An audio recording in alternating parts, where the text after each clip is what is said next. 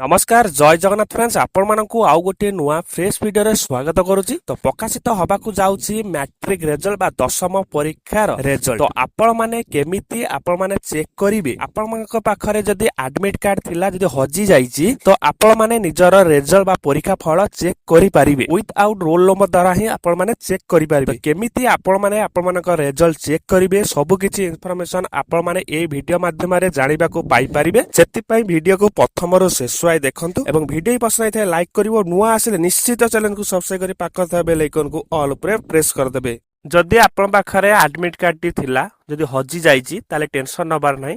तो आपण माने बिना एडमिट कार्ड द्वारा बा बिना रोल नंबर द्वारा आपण मानक रिजल्ट आपण माने देखि पारिबे। सेति पई आपण माने गूगल क्रोम ब्राउजर ओपन करिवे।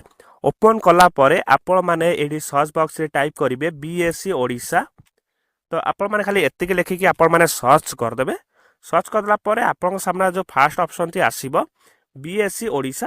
तो तारी ऊपर आपण माने क्लिक करिवे। तो जते बेले क्लिक करिवे तो आपण माने स्क्रॉल करिवे बा तळकु आसी जबे पेज रो। तो गोटे ऑप्शन एडी शो करिवे आपण मानको मु देखै दउची रेड मोर। से रेड मोर ऊपर आपण माने एडी क्लिक करिवे। तो क्लिक कला परे आ गोटे पेज ओपन हे जबो। तो एठी बहुत सारा परीक्षार रिजल्ट सब आसीची। जदि आपण माने मैट्रिक बा दशम श्रेणी रो परीक्षा फल देखिया पई चाहउछथि ताहले एठी आपण मन सामना रे ऊपर एडी शो हे जिवो मैट्रिक रिजल्ट बोली। तो ए पर्यंत अपडेट आसीनी सिगला परे आपण माने केमिति चेक करिवे मु आपण मन सेटा देखि दउची। तो जते बेले आसी जिवो तो आपण माने से मैट्रिक रिजल्ट ऊपर आपण माने क्लिक करिवे।